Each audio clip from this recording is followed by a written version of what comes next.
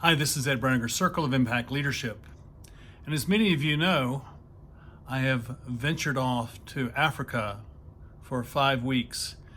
I'm at the ninth day of my trip, spent most of last week up in Eldoret with Empowering Lives International, learning about how they do local economic development.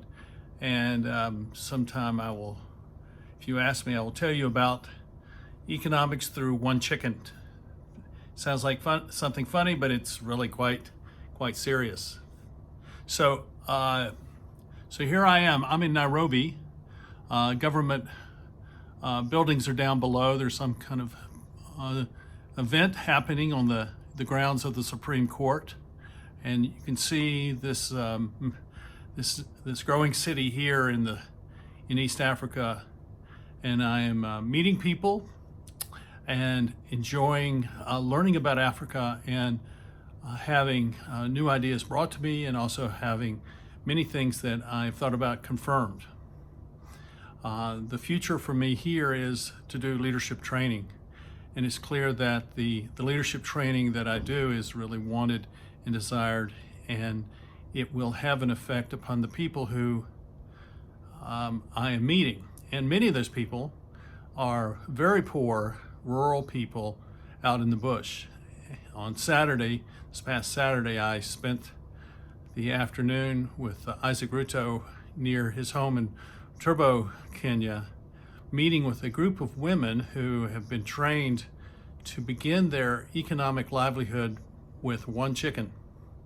And they take one chicken and they begin to build economic sustainability through eggs and laying hens, and over time they're able to produce some substantial amount of wealth for them in their situation. I met a young man named Patrick from Sierra Leone on Monday who started with one chicken, and a year later he now has 30 sheep, 8 cows, and an acre of land, all because he had one chicken. And the revenue that he gained by practicing the methodology of organic farming that Isaac Ruto trains people to do is how that happened. There is, like anywhere else in the world, the two global forces are at work here. You see it in the large number of global institutions that are here. You see their names written on trucks and cars as they drive by. And then you have the people who live in poverty, and in many respects, those large institutions never reach the people who are in poverty. And that's not a critique of Kenya alone. It's something that is happening everywhere. It is true in America, just like it is true in Africa and India and in Europe and Asia, all over the planet.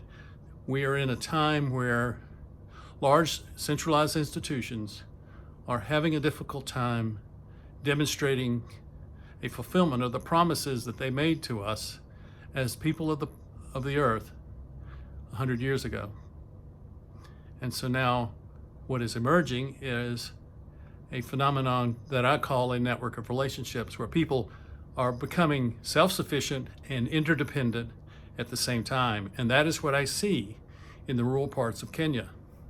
And so I'm looking forward to working with Isaac in a variety of ways as we extend our joint work to meet the needs of people throughout the whole continent of Africa. And I'll say more about that as those plans begin to unfold. So it's very interesting. So today I'm in Nairobi this week, and then next week I go to Mombasa for a conference of American Presbyterians and Kenyan Presbyterians who are looking at how they care for people in Kenya. And a group of them have come from America, many of them from North Dakota, to celebrate the inauguration of a new school up in Tharaka, which is near Chogoria. It's a great thing to see these philanthropic, mission-oriented projects come to fruition.